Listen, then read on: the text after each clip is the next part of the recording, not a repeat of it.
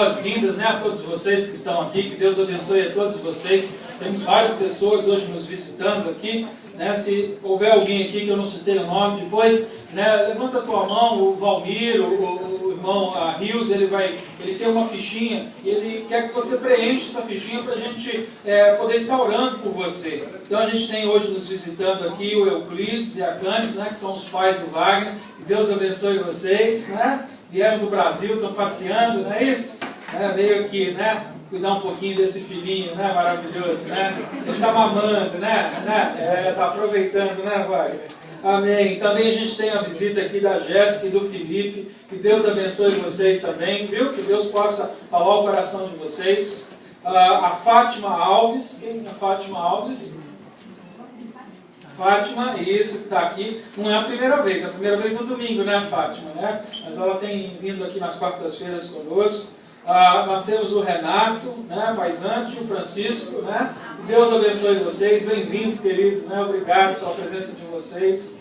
Aqui, ó, se alguém conhece o projeto Mantena, né, o trabalho que ele tem realizado, né, uma entidade que vale a pena a gente estar ajudando e cooperando com ela, que tem trazido muito benefício para a nossa comunidade. Né? Depois eu vou dar uma oportunidade para você, Renato, apresentar aqui também para a gente o seu projeto. Tá? Amém. Nós temos aqui a Rosalva Lousada, né, Rosalva, Deus te abençoe, bem-vinda, querido. E a Yasmin Sampaio, né, Yasmin, né, filho do querido amado Dinho, né, meu companheiro de seminário, estudamos juntos, né, trabalhamos em missão juntos. Era uma menininha ela, agora já é uma mulher, né, uma moça, né. Eu olhei para ela e me senti velho, gente, né, quando a gente se reunia na casa dos pais dela, né, aquela menininha ali sentada no sofá, a mãe dela fazendo sanduíche para a gente comer, melhor sanduíche do mundo que eu já comi, né, a mãe dela faz. Mas fiquei sabendo que quem ensinou foi a Jô, né, então pronto, a Jô tem que fazer para a gente aquele sanduíche gostoso, né. Amém. Mas bem-vindo, Yasmin. Que Deus te abençoe muito. Amém? Amém. Quero convidar os irmãos. Tem mais alguém que está nos visitando? Ao lado do Renato, meu pastor. Já falou. Francisco, isso, né? Pastor, tem aqui a Edna.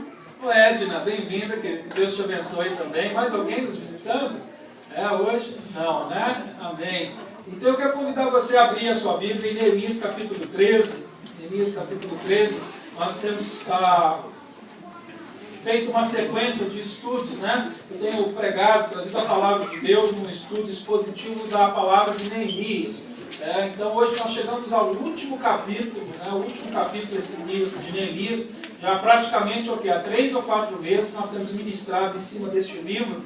E um livro maravilhoso tem nos ensinado muitas coisas. E hoje a gente vai concluir então essa mensagem por Neemias 13.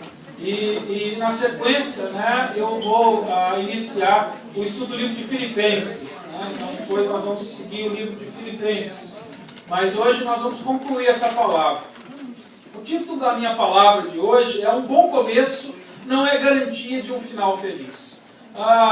Geralmente, né, nós que estamos acostumados, né, a assistir filmes, né, ouvir histórias, normalmente a história, o filme sempre termina com um final feliz. Talvez hoje em dia não, as coisas têm mudado um pouco, né? E nem sempre tem um final que a gente gostaria de ver e espera, mas é algo do ser humano querer ver um final feliz das coisas, ver as coisas, né, as dificuldades, os problemas, né, o enredo da história se desenvolver de tal maneira onde, né, no final haja uma vitória, haja uma conquista, haja, né, felicidade. A gente tem esse desejo. Infelizmente, eu tenho uma notícia triste para te dar, não é assim no livro de Neemias. Né? A gente vê através da história que eles começaram bem, que eles tiveram grandes vitórias, e esse último capítulo, que é o que desfecha a história de Neemias, depois do último capítulo que a gente leu, o capítulo 2, onde a gente viu que eles fizeram uma grande celebração, houve um grande momento de louvor, de adoração, de celebração, de dedicação. A gente espera, uau, né? Depois de tudo isso, agora no último capítulo o negócio vai ficar então melhor ainda. Infelizmente não é assim. Né? A gente vê que eles começaram bem, mas não terminaram bem. Quando chega no último capítulo, a história é um pouquinho diferente de todo o resto do livro. Né? Então, esse é o tema da minha mensagem. Um bom começo, nem sempre, né, é garantia de um final feliz. Mas eu tenho uma notícia para te dar. a não ser que você esteja com Jesus. Amém. Porque se você estiver com Jesus, eu garanto para você que o final vai sempre ser feliz. Amém. Nós sempre vamos ter, né, um desfecho, porque Jesus ele nos promete, né, a vida eterna. As coisas podem até não ir muito bem durante o curso, mas ele promete que no final ele vai nos premiar com a vida eterna, ele vai nos premiar com galardão, né? Ele vai nos dar vida abundante. Mas nessa vida de hoje, nessa vida que a gente vive, nas coisas que nós vivemos, no nosso trabalho, na nossa família, no desenrolar da nossa vida, nem sempre um bom início é garantia de um final feliz, de um final bom. Às vezes nós vamos enfrentar dificuldades, nós vamos ter dificuldades por causa de algumas coisas que nós vamos ver que acontecem conosco. Isso não é culpa de Deus. Uma coisa que eu preciso dizer desde antemão, que isso aqui não é culpa de Deus. Se eles não terminaram bem, não foi porque Deus não nos ajudou, não foi porque Deus não agiu, pelo contrário, a gente viu através de toda a história que Deus agiu de forma maravilhosa até a conclusão de todo o trabalho. Mas chega um momento em que o homem parece que se esquece que Deus está presente, que Deus foi quem preparou e quem agiu, e aí as coisas começam a desandar, e foi o que começou a acontecer aqui agora no capítulo 13. Então eu quero te convidar a ler o capítulo 13 de Neemias, eu vou estar lendo a partir do versículo 1. Naquele dia leu-se o livro de Moisés na presença do povo e achou-se escrito nele que os amonitas, os moabitas, não entrassem jamais na Assembleia de Deus, porquanto não tinham saído ao encontro dos filhos de Israel com pão e água, mas contra eles assalariaram Balaão para os amaldiçoar. Contudo, o nosso Deus converteu a maldição em bênção. Ouvindo eles esta lei, apartaram de Israel toda a multidão mista. Ora, antes disto, Elisibe, sacerdote encarregado das câmaras da casa do nosso Deus, se aparentara com Tobias, e lhe fizeram uma câmara grande, onde dantes se recolhia as ofertas de cereais, o incenso, os utensílios, os dízimos dos cereais, do mosto e do azeite, que eram dados por ordenança aos levitas, aos cantores e aos porteiros, como também as ofertas alçadas para os sacerdotes. Mas durante todo este tempo não estava eu em Jerusalém, porque no ano 32 de Artaxerxes, rei da Babilônia, fui ter com o rei, mas a cabo de alguns dias pedi licença ao rei. E vim a Jerusalém e soube do mal que Eliasibe fizera em servir Tobias, preparando-lhe uma câmara nos átrios da casa de Deus. Isso muito me desagradou, pelo que lancei todos os móveis da casa de Tobias fora da câmara. Então, por minha ordem, purificaram as câmaras e tornei a fazer para ali os utensílios, trazer para ali os utensílios da casa de Deus, juntamente com as ofertas de cereais e o incenso. Também soube que os quinhões dos levitas não lhes davam, de maneira que os levitas e os cantores que faziam o serviço tinham fugido cada um para o seu campo. Então contendi com os magistrados e disse: por que se abandonou a casa de Deus? Eu, pois, ajuntei os levitas e os cantores e os restaurei ao seu posto. Então todo Judá trouxe para os celeiros os dízimos dos cereais, do mosto e do azeite. E por tesoureiro pus sobre os celeiros Selemias, o sacerdote, Zadok, o escrivão, e Pedaías, dentre os levitas, e como ajudante deles, Anã, filho de Zacur, filho de Matanias, porque foram achados fiéis, e lhes encarregou de fazer a contribuição entre os seus irmãos.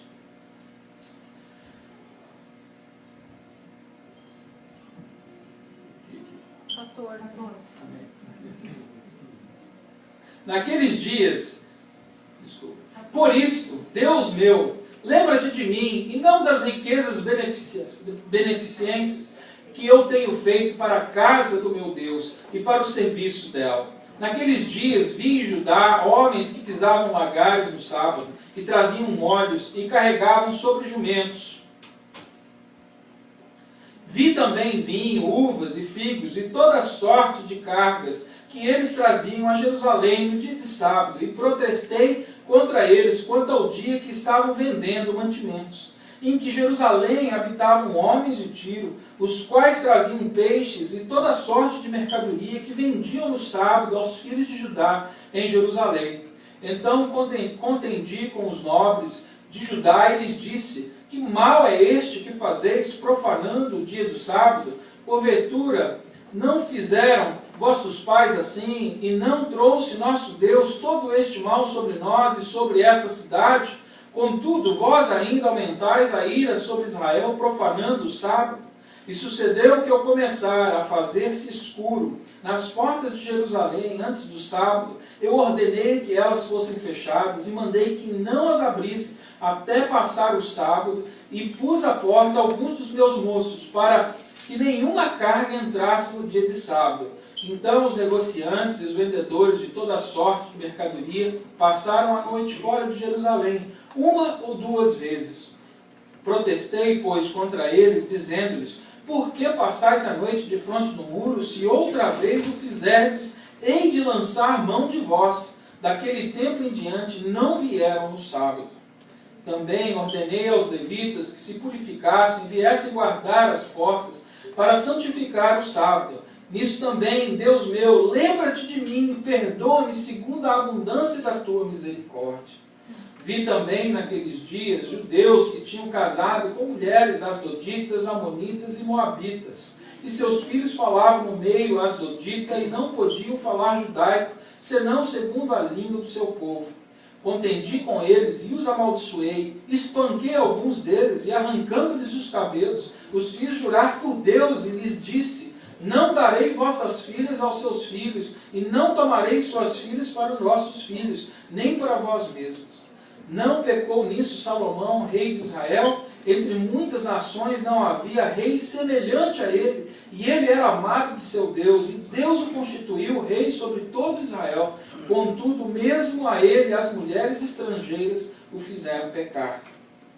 E dar-vos-íamos nós ouvidos para fazer todo este grande mal, esta infidelidade contra o nosso Deus, casando com mulheres estrangeiras? Também um dos filhos de Joidá, filho do sumo sacerdote Eliasibe, era genro de Sambalate, o Horonita, pelo que o afugentei de mim. Lembra-te deles, Deus meu, pois contaminaram o sacerdócio, como também o pacto do sacerdócio dos levitas.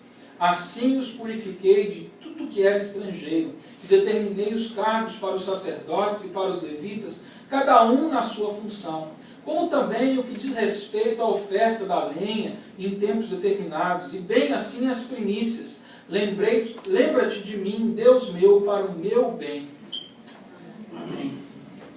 Pai, em nome de Jesus, estamos diante da Tua palavra aqui, capítulo 3 de Neemias, uma passagem maravilhosa, que tem muito para nos ensinar, Senhor, e que Teu Espírito Santo tenha liberdade de ministrar em nossos corações, em nosso meio aqui hoje, Senhor, para que haja edificação das nossas vidas, para que haja neste dia libertação, para que haja salvação neste lugar, Pai. Em nome de Jesus, dá-nos humildade para ouvirmos a Tua palavra, fazermos conforme o Teu conselho, Deus Pai. Que nós possamos aprender, Senhor, com o exemplo deste povo que viveu no tempo de Neemias, Deus Pai.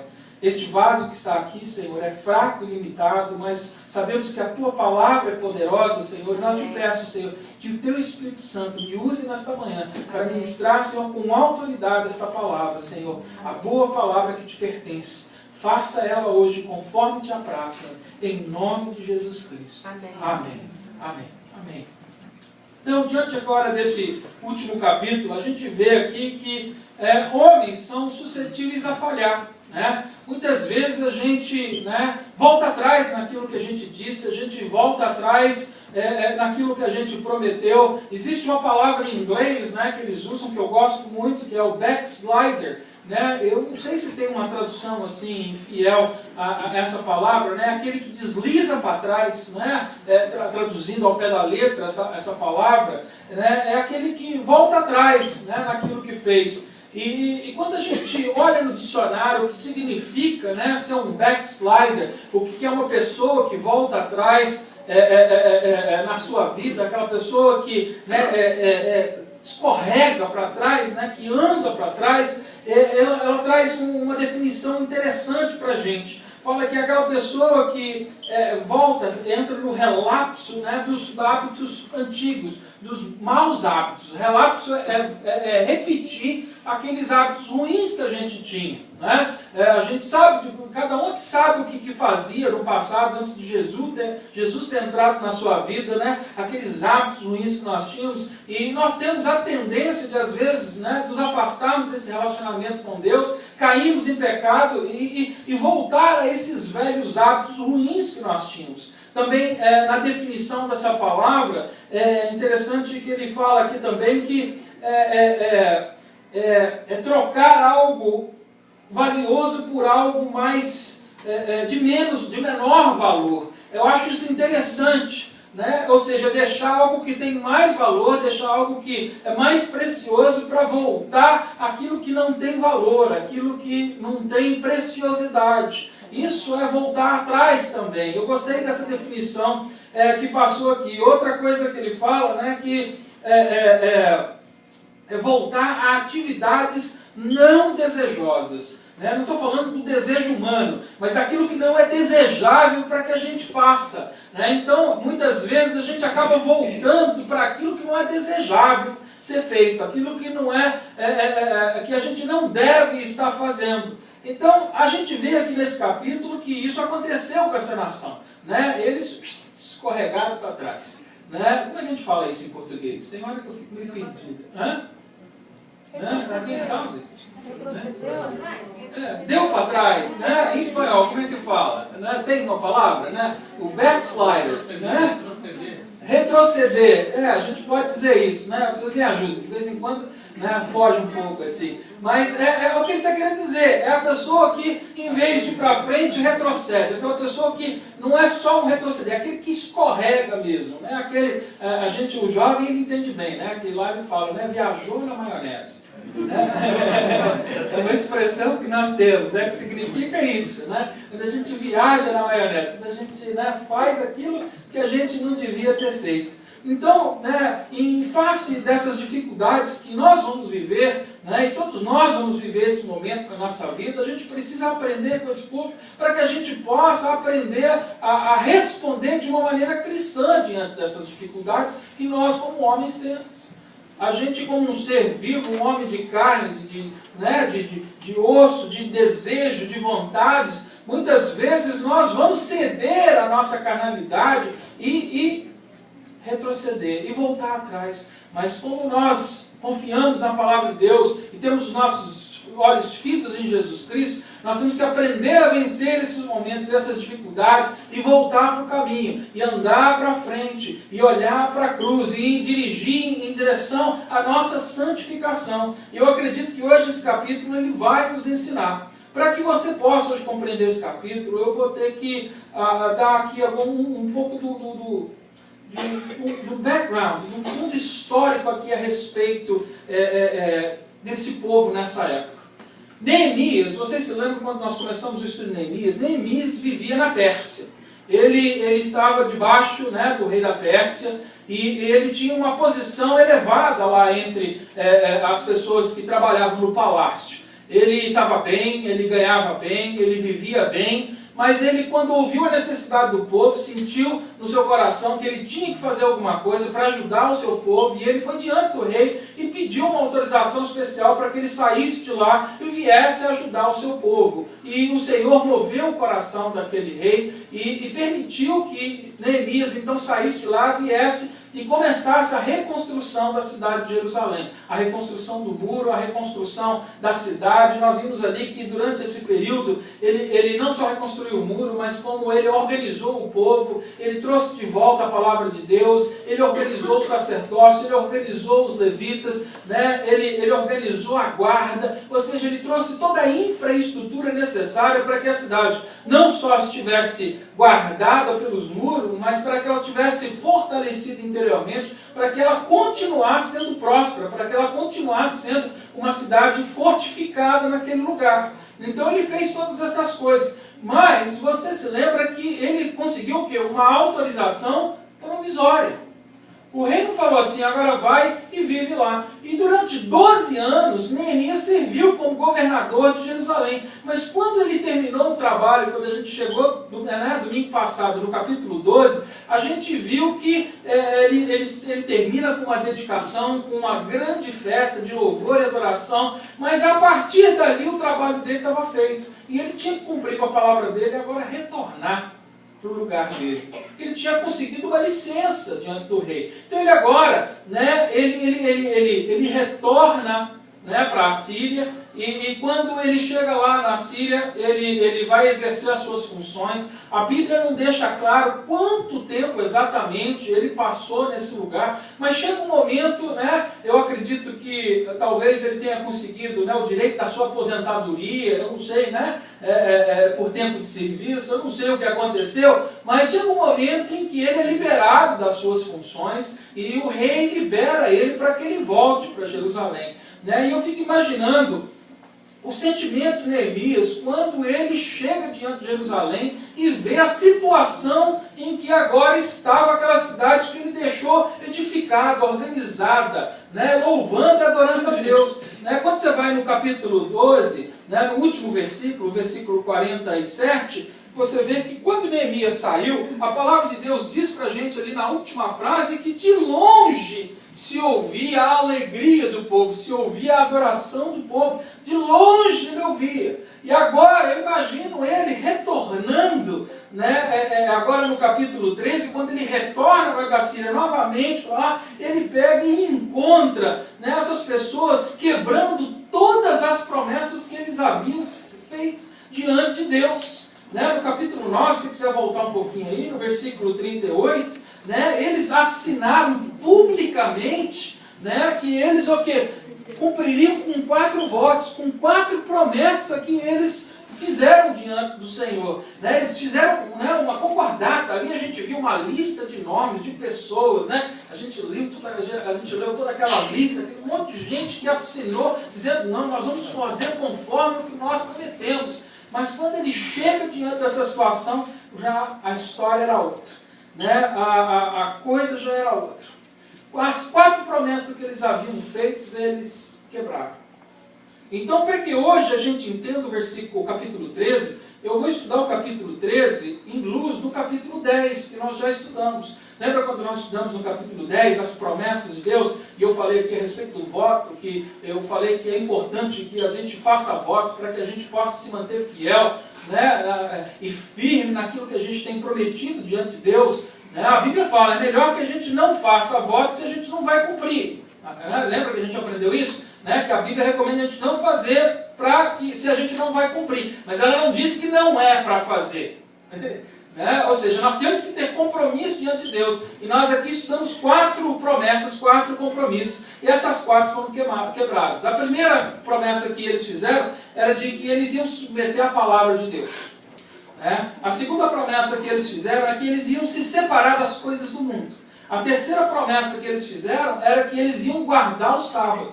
E a quarta promessa que eles fizeram era que eles iam dar suporte, que eles iam sustentar o trabalho de Deus naquele lugar.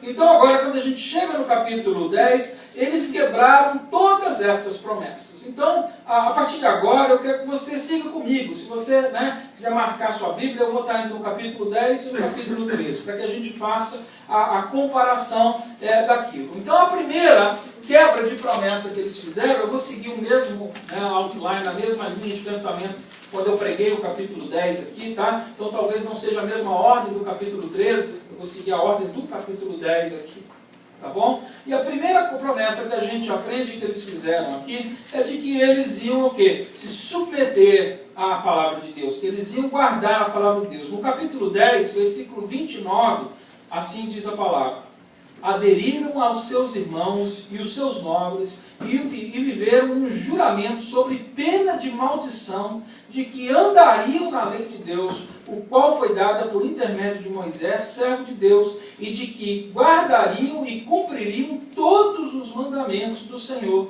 nosso Deus, e os seus juízos e os seus estatutos.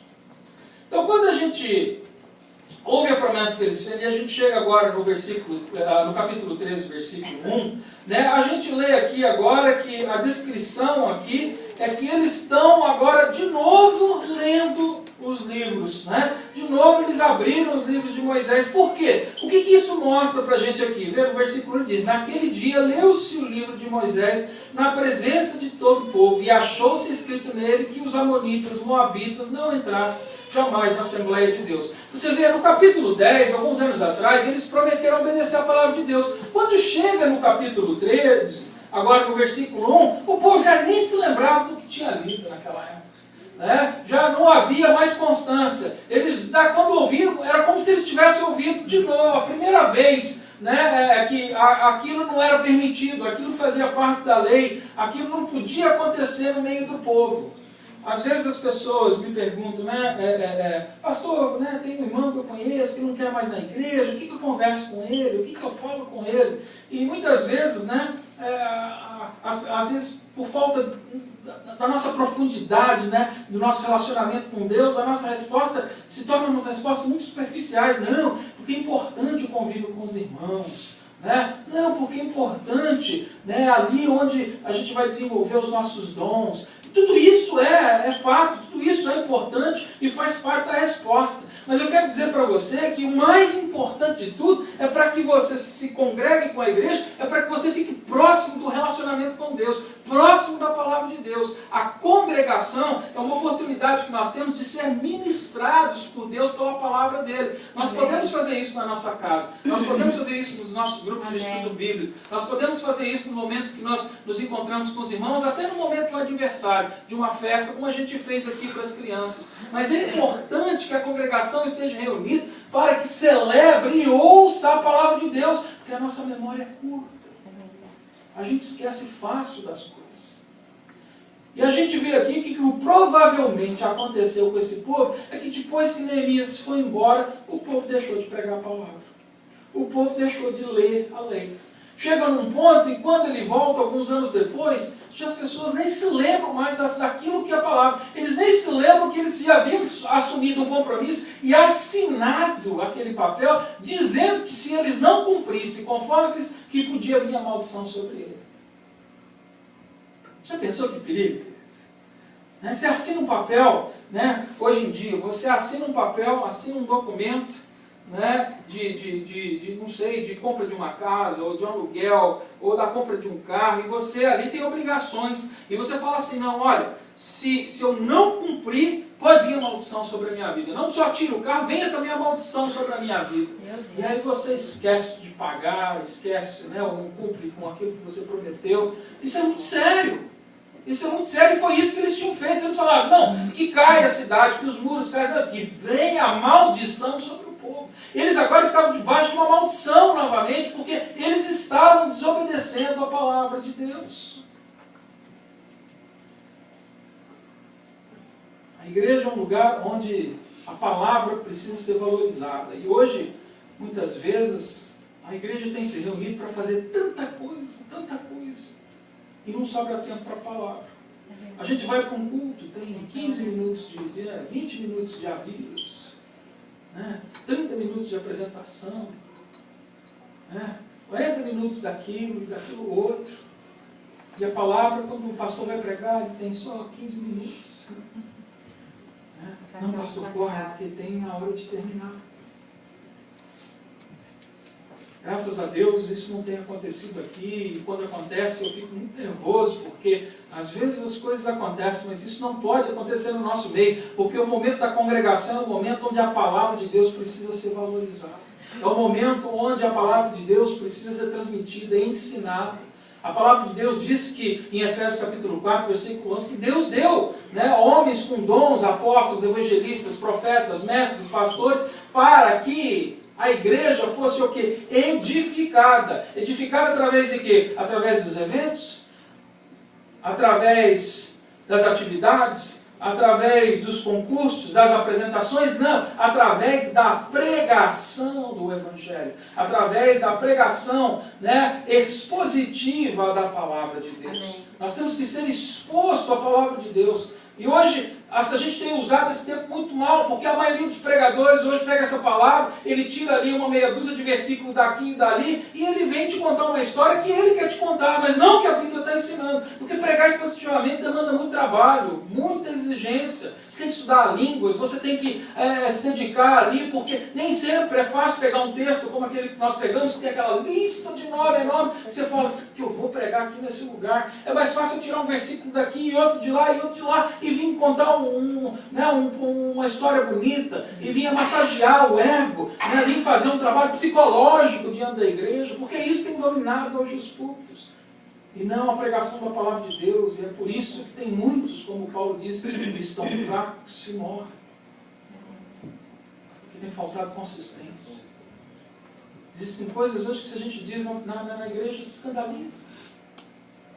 Escandaliza o povo. Mas graças a Deus, parece que o povo aqui não ficou muito escandalizado quando eles começaram novamente a ler a palavra de Deus aqui.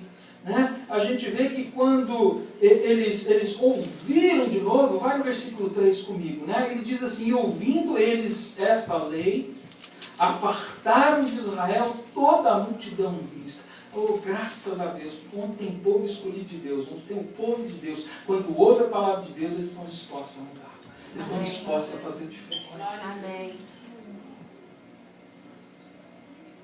Mas onde não tem povo de Deus, continua a mesma coisa, não muda nada. Ah, pastor, não prega isso não. Por que você não fala assim, né? Uma pregação assim, né? Das dificuldades da vida, né? De como ser mais próspero, de como ter mais sucesso no trabalho.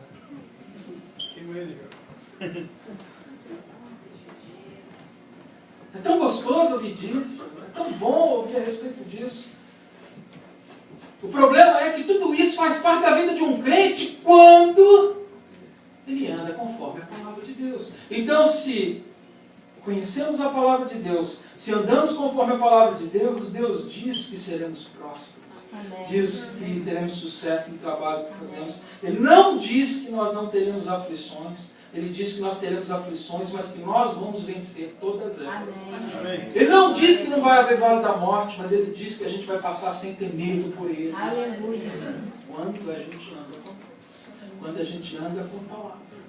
Então aqui houve no coração desses homens, agora quando ouviram novamente a palavra de Deus, a disposição de mudar, a disposição de fazer a diferença. Eles decidiram, não, é verdade, ouvimos a palavra e nós estamos fazendo errado, e eles decidiram a começar a agir. Eu gosto de Neemias, porque Neemias era um cabra de fibra, ele era um homem de força, de caráter forte, né? Ele, quando chegou na cidade, ele entrou que era um jogador de futebol. Quem já viu futebol americano aqui? Né? Não é futebol brasileiro, né? A gente diga o cara, passa de um lado, passa do outro, usa ginga, não é verdade? Mas o futebol americano não, ele olha para a cara do outro, ele não vai desviar dele não, ele vai para cima. E foi assim que Neemias agiu, ele é um jogador de futebol americano. A hora que ele viu o problema, ele não ficou lá passando mal, minhas irmãs, por que vocês fizeram isso? Não, ele juntou em cima. E aqui a palavra de Deus diz que até o cabelo de uns ele arrancou.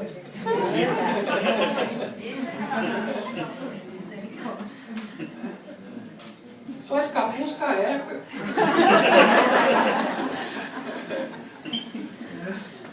Se eu estivesse lá, eu escapava. Né, Paulo? A gente escapava dessa, né, Paulo? Né? Mas disse que ele foi lá e espancou uns. Ele pegou aqueles homens que conheciam a palavra de Deus e tinham firmado aquela aliança com Deus, de que obedeceriam e submeteriam a palavra de Deus. Ele pegou aquela turma e meteu a mão. Ou eu queria que fosse ainda possível fazer isso. Às vezes é dá vontade, viu? Uns dá vontade de pegar assim pelas orelhas, assim. Você ainda não entendeu? Dá vontade de arrancar os cabelos. E ele está dizendo isso aqui. Né? Ele foi para cima, ele foi direto ao problema, ele não ficou passando a mão sobre o problema, porque pecado, querido, a gente não tem que alisar o pecado, a gente não tem que ficar dando um nome diferente do pecado, a gente tem que dizer que pecado é pecado, e que nós temos que nos arrepender do pecado, porque se não nos arrependemos dos nossos pecados, iremos para o inferno, e o inferno não é um lugar agradável. Tem gente que diz que o inferno é aqui, mas eu quero dizer para você que o inferno não é aqui. Você está comendo? No inferno você não vai comer. Você está vestido? Estava frio hoje lá fora. Né? Você pode até ter sentido o friozinho, mas você estava agasalhado. Então aqui ainda não é um inferno. Porque no inferno você não vai ter todo esse luxo, você não vai ter toda essa... Aqui não é um inferno, querido. Existe um inferno real, onde os homens que não creem em Jesus Cristo vão sofrer pela eternidade. Onde vão ranger os dentes. Onde vão desejar estar mortos, mas não vão poder morrer. E como homens de Deus, nós temos que atacar o pecado assim na nossa vida. Porque senão o pecado pode nos levar para o inferno. Nós temos que atacar o pecado de frente, temos que confrontar aquelas pessoas que convivem com nós, que são os nossos irmãos, que estão em pecado, e dizer, meu irmão, isso é pecado. Estava conversando aí com os irmãos outro dia, eu me lembro de um pastor que era muito amigo meu, nós fizemos muito trabalho com eles, com a juventude deles, e esse irmão caiu em adultério. E aí eu fui conversar com esse irmão, o dia que tive a oportunidade de encontrar com ele depois, né, do ocorrido, aí eu perguntei para ele, eu falei, irmão, você se arrependeu do que você fez? Ele falou, não precisa me arrepender, foi só um deslize. Aí eu falei, como assim foi só um deslize? Não, assim, né, eu fiz aquilo que eu não devia fazer, mas não era assim um pecado. Eu falei, meu irmão, mas era 3 mulheres, ainda mais a sua. Eu falei, foi algo muito planejado. Não, mas Jesus é amor, né? Não aconteceu nada. Eu falei, meu irmão, você não se arrependeu do seu pecado? Ele falou, não tem que me arrepender, foi só um escorregando. Jesus está lá, já me perdoou, já me perdoou. Querido, isso é um engano do diabo. Eu quero dizer para você que o perdão não perdoado te leva para o inferno. A palavra de Deus deixa isso bem claro para nós. Deslize é pecado. E a gente tem que ir diante de Deus e dizer, Senhor, perdoa os meus pecados. Amém. E a palavra diz, os seus pecados serão perdoados. Amém.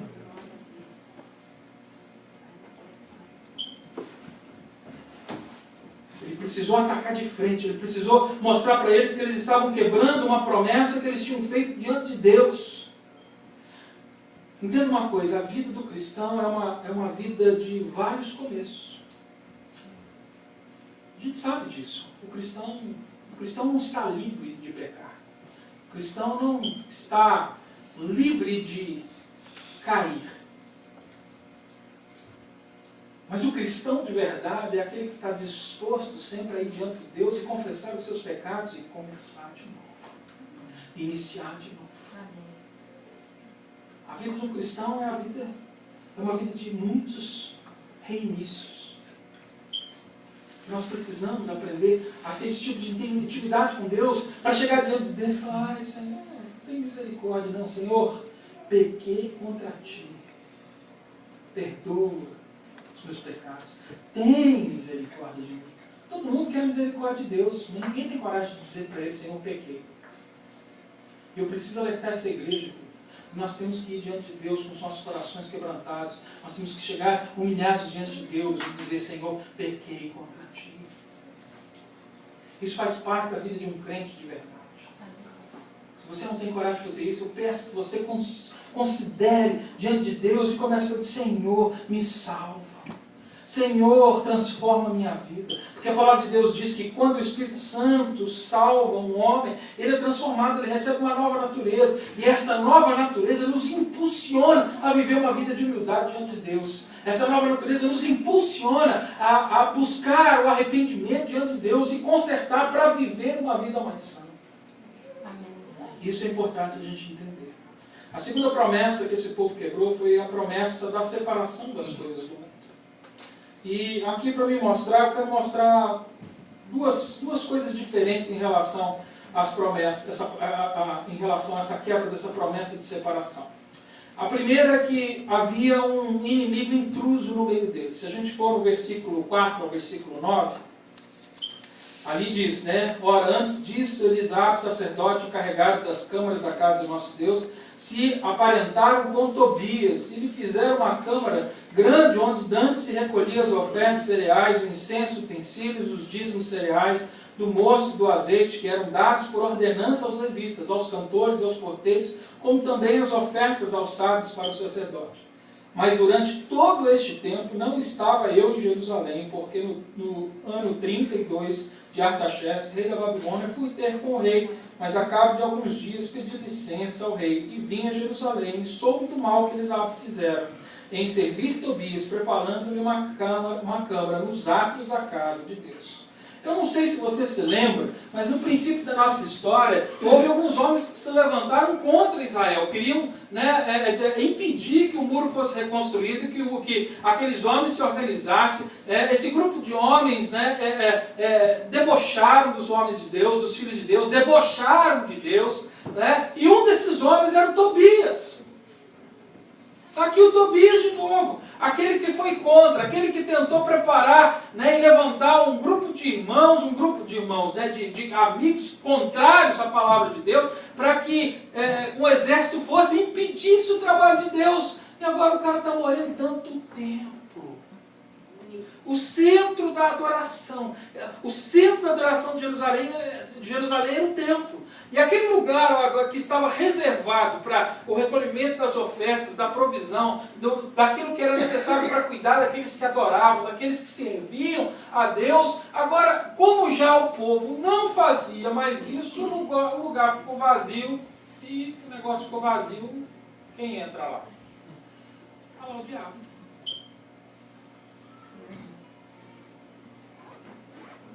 Nós temos que prestar atenção nisso, porque o Evangelho é uma vida ativa. A vida abundante é o que Jesus nos dá para uma vida ativa de ministério. E, infelizmente, muito crente ele se acostuma com a igreja, com o passar dos anos, e ele começa a se tornar uma pessoa inativa. Alguém que tem a vida abundante, mas inativo. Não prega mais, não compartilha mais, não convida mais ninguém para vir para a igreja. Não conversa com ninguém mais a respeito de Jesus no seu trabalho. Começa a parar de dar o seu dízimo na igreja. Já não oferta mais. Não ora mais. As coisas vão começando a esvaziar, as salas vão ficando vazias. E se você quiser ver o que eu estou falando, dá uma volta aqui em Newark. Você pode ir visitar hoje várias igrejas que estão construídas aí. Um dia foram igrejas grandes, igrejas cheias, igrejas que estavam lotadas e hoje estão cheias de lugar vazio. Tem advogado alugando, tem médico, tem psicólogo, tem até cartomante hoje alugando a igreja. Porque a igreja não dá conta mais de sustentar aquela estrutura, porque ficou vazia. Quando o povo de Deus para de viver ativamente a vida abundante que Cristo trouxe, a gente começa a convidar todo Cristo para morar com a gente, para suprir as nossas necessidades. A gente começa a abrir espaço para que Satanás entre e faça morada. Foi o que aconteceu aqui.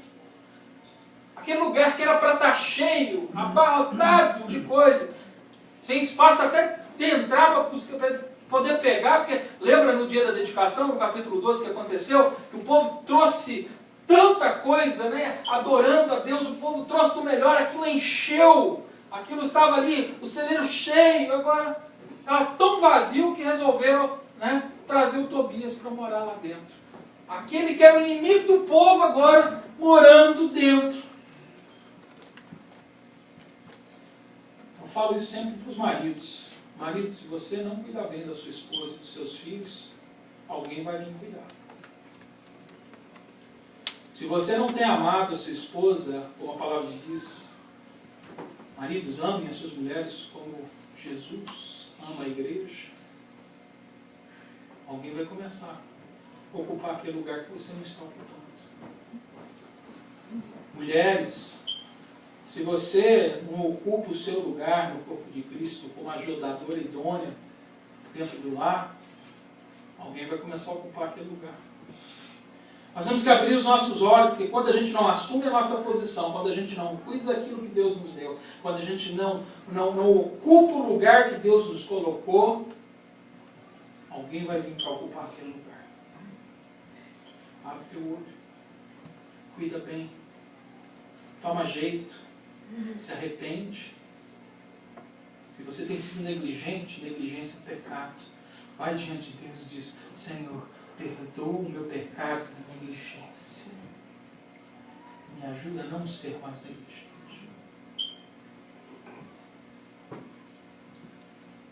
Alguns gostam tanto de bater no peito. Não, eu sou macho. Meu amigo, você pode ser macho, mas não seja negligente. Se você não for tão macho assim também, não seja negligente também. Você pode ser delicado também. Isso não significa que você é homossexual. Aliás, as mulheres vão apreciar se você for delicado, gentil, com a coisa. Não muito. Não muito. Não é preciso.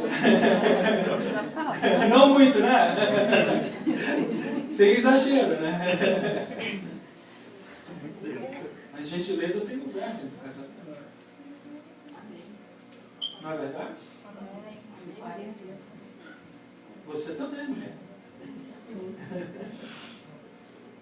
Isso é importante. Quando nós não ocupamos o espaço que Deus nos deu, esse espaço pode ser preenchido por Tobias. Esse espaço pode ser preenchido pelo inimigo das coisas de Deus, pela obra de Deus. Ele pode sim entrar na sua casa, ele pode sim entrar no seu trabalho, ele pode sim entrar na sua vida.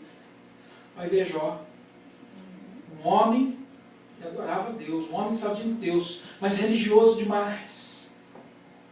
Estava mais com medo do que adorando a Deus, e Deus precisou tratar com ele e permitir que Satanás entrasse lá no meio da família dele. E se Jó, que era aquele homem que Deus olhou para ele e disse: olha lá, você vê meu filho? Fiel, homem justo. Se Deus permitiu que Satanás entrasse para trabalhar com ele, você acha que ele não vai permitir para trabalhar conosco também? Ocupa o seu lugar. Quanto menos espaço você der para Tobias, melhor vai ser a sua vida. Mas você vai ter o seu celeiro. Você quer ser próspero? Adore o Senhor. Mantenha a adoração. Mantenha o altar fervendo. Mantenha o Espírito Santo enchendo a tua vida. Teu celeiro vai ser farto. Teu celeiro vai ser próspero. Sua vida vai ser cheia. Glória a Deus. Eliasabe aqui não foi somente uma pessoa que agora, Eliasabe, ele era o Elizibe. Ele não era somente um homem comum, ele era o sacerdote do povo naquele lugar. E o homem que era suposto cuidar da adoração, da apresentação das ofertas diante de Deus, foi o homem que se amigou com Tobias. Não só trazendo ele agora para morar dentro do templo, mas também permitindo que os seus filhos se casassem com as mulheres. Aqui ele diz agora que no capítulo 10, versículo 30, voltando no 10 e 30, vamos lembrar aqui que eles fizeram um voto.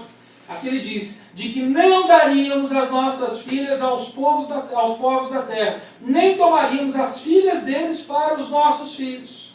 E quando a gente chega agora no capítulo 13, do versículo 23 ao 28, a gente vê aqui que os próprios filhos dos sacerdotes foram buscar a mulher lá fora e casaram com os azoditas, com as moabitas, amoritas, ou seja, todo aquele povo que não era suposto nem passar pela cidade de Jerusalém, agora já fazia parte da comunidade. As crianças já nem falavam mais a língua da cidade, que era o hebraico, já estavam falando línguas externas, porque o povo já havia se misturado, já tinha quebrado esse voto. E eu lembro que quando eu preguei a respeito desses votos, eu deixei isso bem claro, a palavra deixa isso bem claro para a gente, que a gente não entra em dívidas desigual. Falei com os jovens, e sempre repito para os jovens, quando eu ensino ali na escola dominical, cuide com os seus relacionamentos. Vocês que estão entrando agora numa fase de vida em que vocês vão querer começar a desenvolver relacionamento com o sexo oposto, você tem que escolher bem, porque a palavra de Deus diz que a gente não entra em um jogo desigual. Porque se você entrar num relacionamento com alguém que não é filho de Deus, ele pertence a Satanás. Se o dia que você casar, você vai trazer Satanás para ser seu cunhado, para ser seu sogro dentro de casa. Seu sogro, O meu pai é Deus. Se o pai dela é Satanás, o dia que a gente reunir a família, o negócio vai estar complicado. É sério. E a palavra diz a respeito disso, dessa separação que é importante haver. O povo havia quebrado, eles já não estavam mais cumprindo com a palavra, já viam. Quando a gente chega em Esdras, capítulo 9, versículo 3, Esdras, ele passou por essa situação. Vocês se lembram que eu falei que Esdras, ele foi a primeira pessoa que tentou ir para Jerusalém e reconstruir os muros. Ele não foi capaz de fazer isso. E quando Esdras viu que essa situação começou a surgir no meio, Esdras, quando ele viu tudo isso acontecendo, ele foi e arrancou seus próprios cabelos, vendo tudo isso. Acho que foi por isso isso que Neemias deu conta de fazer. Não, e não é isso. Porque Neemias foi mais perto. Em vez de arrancar o dele, ele arrancou dos outros.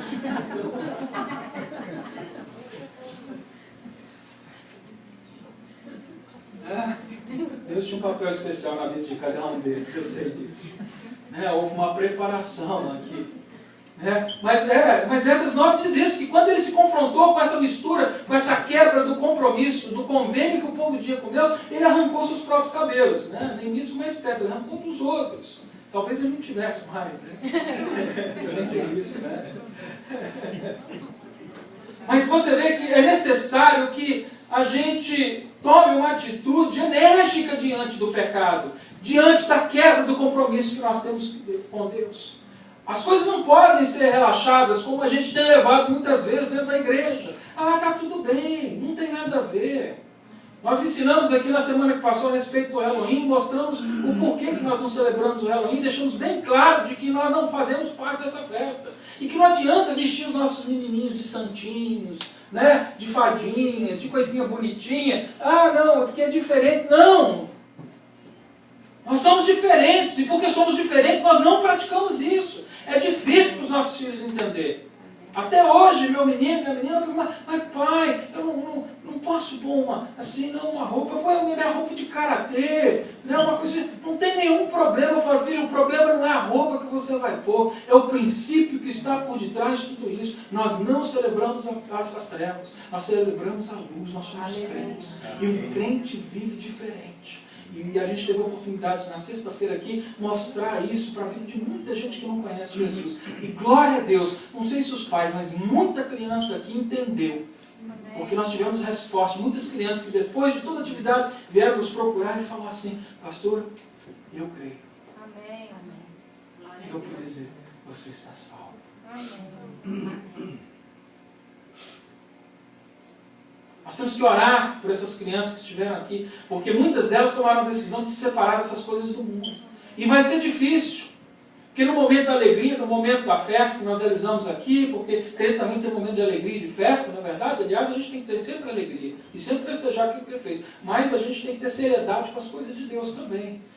Quando passa, às vezes, aquele primeiro evento, aquilo tudo, a gente começa a voltar atrás. Cadê o povo voltou atrás aqui?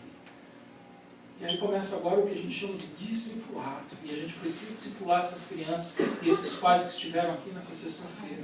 A igreja precisa se mover para que eles não venham a cair e quebrar as suas promessas, porque houve muita gente aqui que fez uma promessa diante do Senhor, dizendo, Senhor, Tu és meu Deus. Tu és o meu Salvador. E a gente não pode permitir que eles voltem atrás. A terceira promessa que eles quebram é a promessa de dar suporte agora à obra de Deus.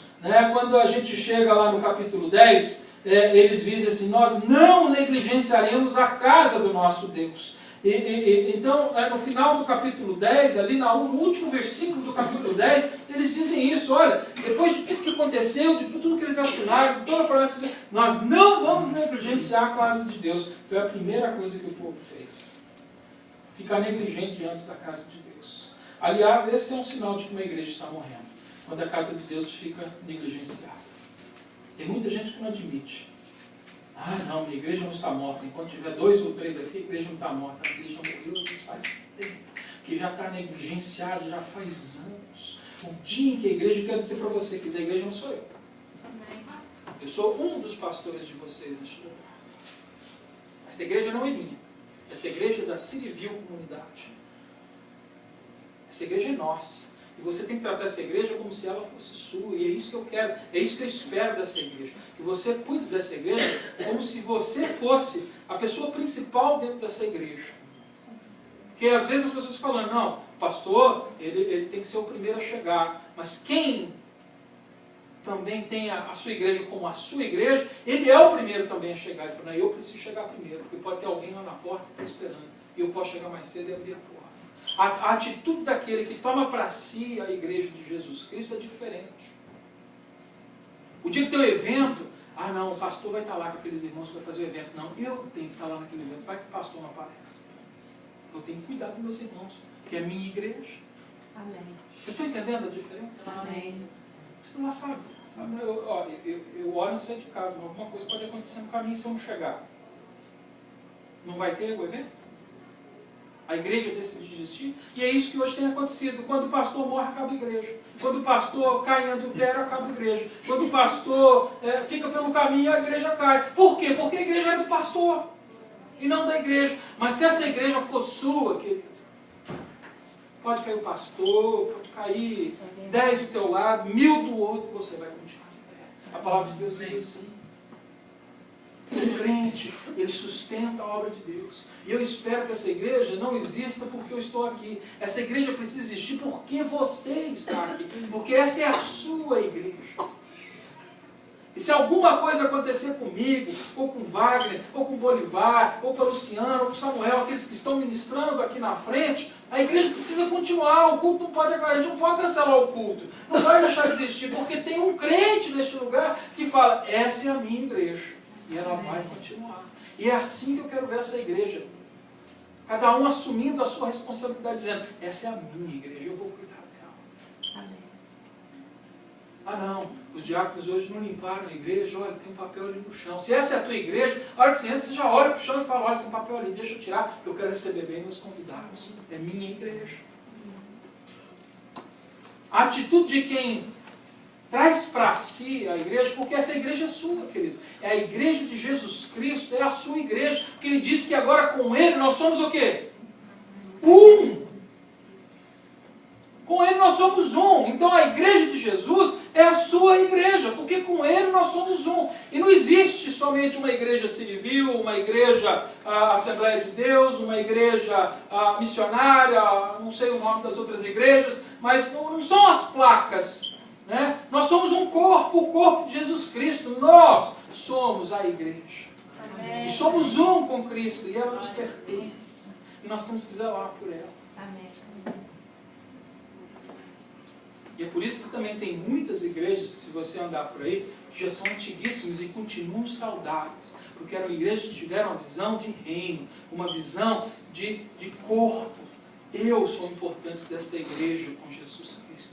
Porque Jesus é importante para essa comunidade. São pessoas que assumem a sua posição e cuidam da sua igreja. Não negligenciam, porque se a gente negligenciar, vai acontecer como aconteceu com esse povo.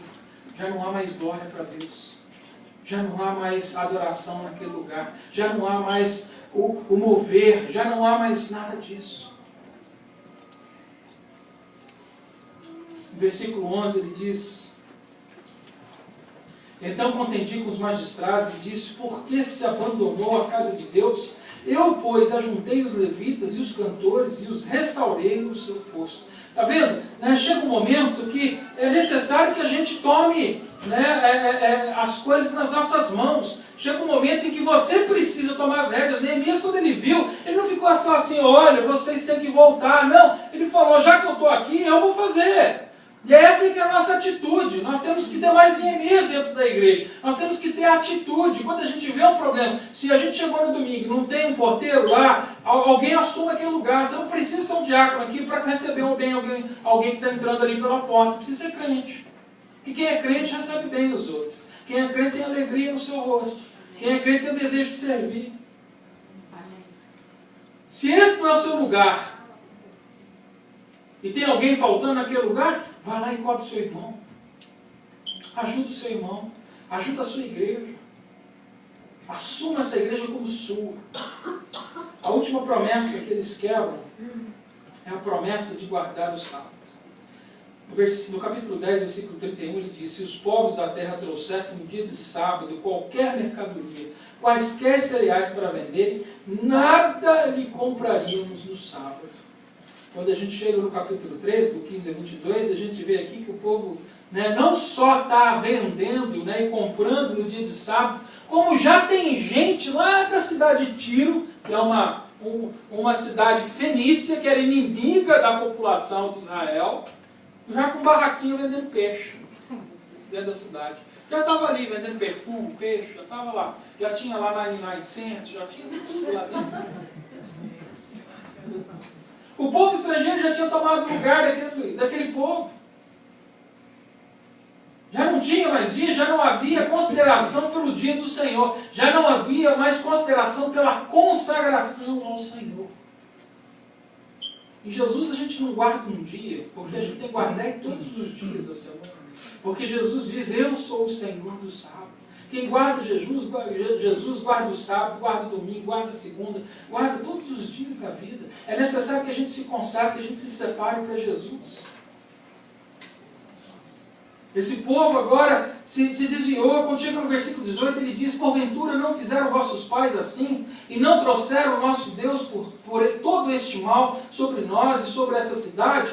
Contudo, vós ainda aumentais a ira sobre Israel, profanando o sábado. Ou seja, aqui Neemias ele é tão enfático que ele apela até para a história. Não foi por causa de nós não guardarmos os sábados que toda essa maldição veio sobre a gente.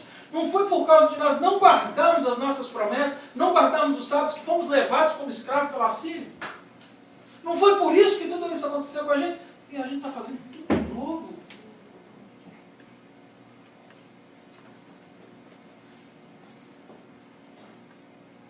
Não era mentira que estava levando a gente para o inferno? Não era a língua grande que estava levando a gente para o inferno? Não era a fofoca que estava levando a gente para o inferno? Não era o adultério, a pornografia, o homossexualismo que estava levando a gente para o inferno? A maldição, a maledicência que estava levando a gente para o inferno? Por que é que depois de termos conhecido o Senhor a gente volta a essas coisas? É necessário consagração diante de Deus. É necessário guardar as nossas palavras, a nossa mente, a nossa vida. No sábado e no domingo, quando a igreja encontra e se reúne, você entra aqui dentro e você diz, Deus te abençoe, graça e paz, que Deus seja louvado. E na hora que você está lá no trabalho, na construção, só sai palavra torpe, xingamento. Não faz sentido. Na hora que alguém te aflige, você não abençoa, você amaldiçoa. Não faz sentido. Tem que haver consagração. O povo de Deus fez uma promessa diante de Deus, de lhe servir, de se consagrar. É necessário que nós nos arrependamos dos nossos pecados e que nós consertamos a nossa vida e que a gente ativamente procure viver uma vida mais santa. Sabe por que eu estou trazendo essa palavra hoje dura aqui? Porque esse livro me ensinou muito. Nem todo bom começo é garantia de um final feliz. O meu desejo é que você chegue ao fim dessa carreira e, como Paulo possa dizer, combati o bom combate, venci, cheguei lá. Amém. O meu desejo como pastor é ver cada uma dessas ovelhas aqui glorificando o nome de Deus, trazendo honra e glória para o nome dele, crescendo em espiritualidade, melhorando nos seus pensamentos, nas suas palavras, nos seus dizeres, nos seus relacionamentos. É necessário que eu te informe a respeito disso, porque nem todo bom começo é garantia de que você vai terminar bem. Temos que começar bem, caminhar bem e terminarmos bem. Amém. Quero terminar essa palavra, o irmão vai passar aqui no quadro, com 10 lições que nós aprendemos através do estudo de Neemias. Os irmãos podem começar a preparar a mesa da ceia. A primeira lição que a gente tira desse livro é que nunca é tarde demais para fazer o que é certo. Vocês concordam comigo? Nunca é tarde demais para que a gente faça o que é certo. A segunda lição é que a gente não brinque com o pecado. O pecado não é brincadeira. A gente não deve brincar com o pecado. A terceira lição que eu pego é que a gente deve se lembrar de quem Deus é. Lembra disso? Eles se lembraram de quem Deus era e com isso, com temor no coração, eles mudaram os caminhos dele. Próximo. Cultive uma vida de adoração e de oração. Nós temos que cultivar uma vida de adoração e oração. Nós aprendemos hoje aqui que se isso se esvaziar na nossa vida, tem Tobias que vai tomar lugar lá. Quinto, deixe a sua zona de conforto. Nem sempre vai ser confortável, queridos, fazer essas coisas. E nós aprendemos esse livro, nós temos que deixar a nossa zona de conforto. Pode passar o próximo. Não deixe que as dificuldades te tirem do caminho. Dificuldades vão acontecer e não permita que as dificuldades desviem você do caminho. Fique firme. Procure resolver seus problemas de relacionamento. Lembra? Que eles, depois que resolveram os problemas de relacionamento dentro do trabalho que eles estavam tendo, a coisa fluiu, Deus agiu de maneira poderosa. Nós precisamos resolver os nossos problemas e não ignorá-los. Diga sim para as prioridades de Deus e não para as distrações. Né? Você lembra quando a coisa começou a ficar difícil, quando o trabalho começou a ficar pesado, o povo já estava cansado, né? Houve um momento que eles tiveram que decidir pelas prioridades de Deus e dizer não para as distrações, né? Porque o povo começou a oferecer conforto, descanso. Isso vai acontecer na nossa vida, mas a gente precisa estar com os nossos olhos nas coisas que são prioritárias. Acredite nas promessas de Deus e haja sobre elas. Nós vimos através deste livro que Deus tem promessas, mas não basta somente ouvir a respeito das promessas. Nós temos que agir de acordo com aquilo que Deus nos prometeu. E por último, a 10ª lição que eu acredito, tem muitas outras lições que nós aprendemos nesse livro, mas eu tirei as 10 mais que eu acredito deste livro. Deixe Deus te usar. Tem que deixar Deus te usar. Quem está pronto para ser usado por Deus aqui? Eu não estou não, mas eu quero terminar isso.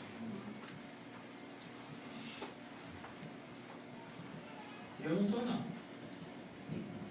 Eu acho que eu nunca vou estar pronto para ser usado por Deus. Mas eu quero deixar que Ele me use. Quero ser como Samuel, dizer, eis-me aqui. Apesar da minha pequenez, apesar da minha falta de compreensão de todas as coisas, apesar das minhas dificuldades, das minhas limitações, apesar dos meus pecados, ainda assim eu quero que Ele me use. Eu quero estar disponível. Porque eu não preciso estar pronto para ser usado por Deus. Eu preciso estar disponível para ser usado por Deus. Eu preciso entregar minhas vidas, porque é Ele que me prepara, é Ele que me apronta, é Ele que me aperfeiçoa. A palavra de Deus diz que aquele que iniciou a boa obra, certamente vai completar. Quem quer ser usado por Deus aqui? Amém. Amém. Amém. Levante as tuas mãos para o céu e